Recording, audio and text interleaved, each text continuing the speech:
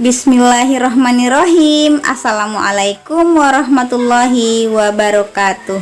Alhamdulillahirabbil alamin. Allahumma sholli ala Muhammad wa ala ali Muhammad. Alhamdulillah, segala puji bagi Allah yang telah memberikan kesempatan kita untuk bertemu kembali dalam pembelajaran tematik tema 8. Dan kali ini Ustazah akan membahas tentang karya seni 3 dimensi. Nah, semester lalu anak-anak telah mempelajari tentang gambar karya seni 3 dimensi. Dan kali ini kita akan membahas tentang benda karya seni 3 dimensi. Dan setelah belajar ini ada tujuan belajar yang akan anak-anak capai ya, insya Allah. Yang pertama, anak-anak dapat menentukan ciri-ciri bentuk karya 3 dimensi, dan yang kedua adalah anak-anak dapat membuat bentuk karya 3 dimensi secara mandiri. Perhatikan gambar bentuk benda seperti ini ya. Dan kira-kira apa ya beda kedua benda tersebut?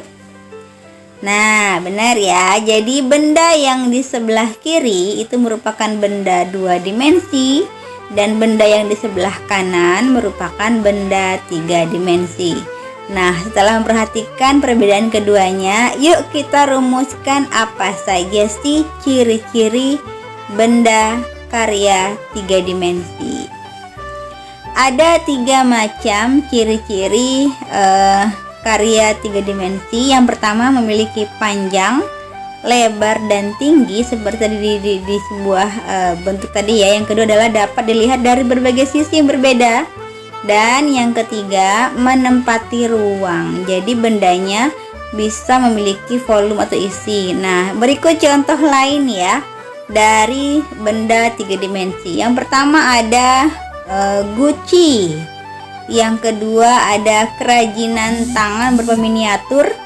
Dan yang ketiga, kerajinan tangan juga berupa tempat pensil dari koran dan barang bekas. Dan yang berikutnya adalah patung.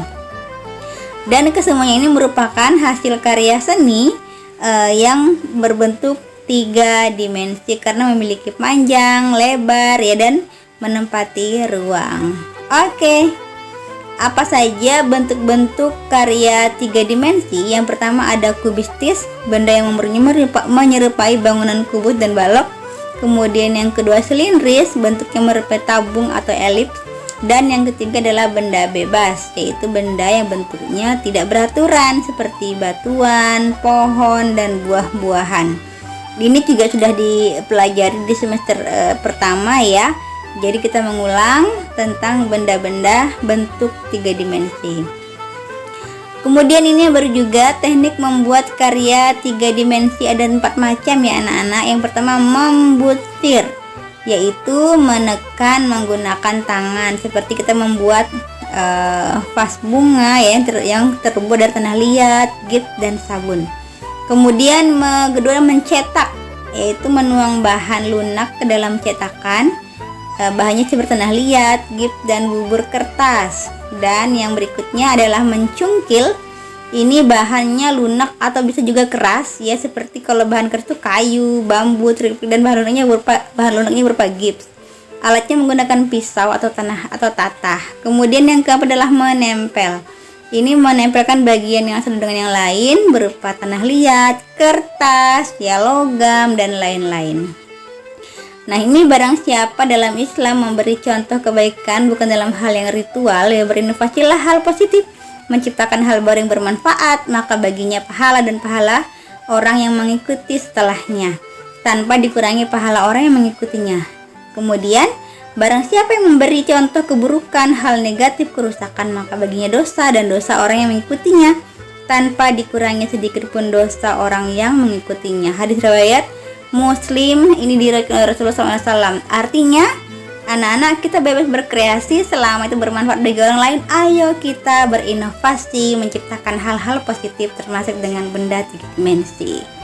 Nah, anak-anak sekalian, setelah ini silakan mencoba ya, melakukan percobaan membuat benda 3 dimensi. Terima kasih, semoga dapat menambah keilmuan kita. Jazakumullah khairan katsiran.